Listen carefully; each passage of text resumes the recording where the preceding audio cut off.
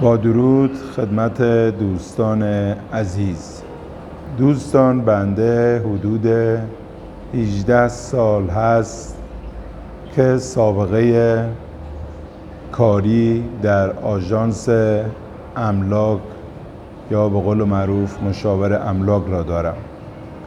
میخوام توصیه‌هایی خدمتتون عرض کنم که انشالله مشتریان در آینده با مشکل قضایی روبرو نشوند. بنده در ابتدای کارم که پروانه کسب این حرفه را به قول معروف گرفتم، یه چند روزی کلاس قضایی داشتیم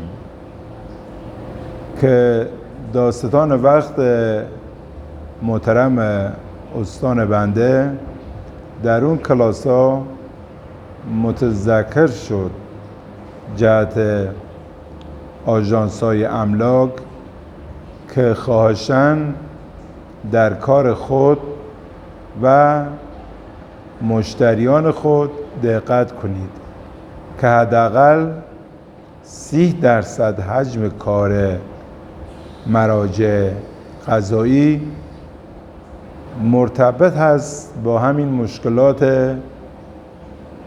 ملک به قول معروف و به علت عدم آگاهی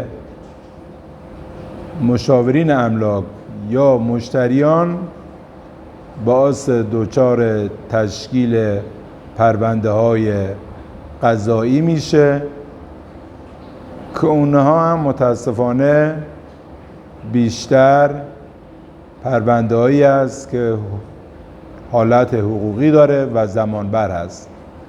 پس بنده امروز میخوام در خصوص اجاره ملک، ام از مسکونی، تجاری یا مزروعی و کشاورزی خدمتتون عرض کنم.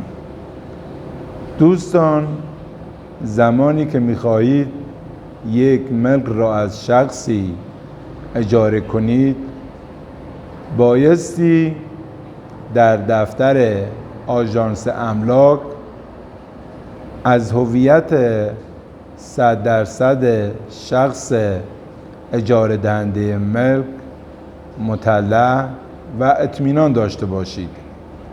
به عنوان نمونه، شخصی خودش مستاجر یک خونه ای هست و دیگه پایان قراردادش با اون صاحب خونه قبلی تقریبا هست. به بعضی از مشاورین املاک یا آژانس ها مراجعه میکنه و میگه من یه خونه دارم میخوام اجاره بدم. شخص مستاجری هم مراجعه میکنه و بدون بررسی هویت شخص اجاره دهنده که آیا مالک این ملک هست که میخواد این ملک رو اجاره بده، ام از عرض کردم مسکونی، تجاری، کشاورزی و مزروعی. متاسفانه پیش آمده اشخاصی آمدن ملک‌هایی را از اشخاصی اجاره کردن به عنوان مستاجر که ملک اجاره شده مربوط به شخص اجاره دهنده نبوده و مالکیتی نداشته و بدون بررسی هویت شخص اجاره دهنده و بررسی مدارک ملک را به اجاره داده اند. به عنوان مثال، شخصی مستاجر بوده، خودش اومده یه خونه‌ای که دستش بوده، مال مردم بوده، مثلا 200 میلیون رن خورده 4-5 تومن هم اجاره به عنوان مثال. میاد به شخص ثالثی دیگه به 400-500 تومن رن خالی اجاره میده و محل رو هم ترک میکنه و دسترسی بشم مشکل میشه. حالا یا مدارک هویتیش تقلبی بوده یا اصلا مدارک هویتی و اسناد ملکیش رو ارائه نداده و فقط از روی اعتماد برگه اجاره نامه صادر شده و بعد از مدتی صاحب اصلی ملک پیدا شده و در این خصوص معترض و شاکی و مسئله به مراجع ذی صلاح قضایی کشیده شده.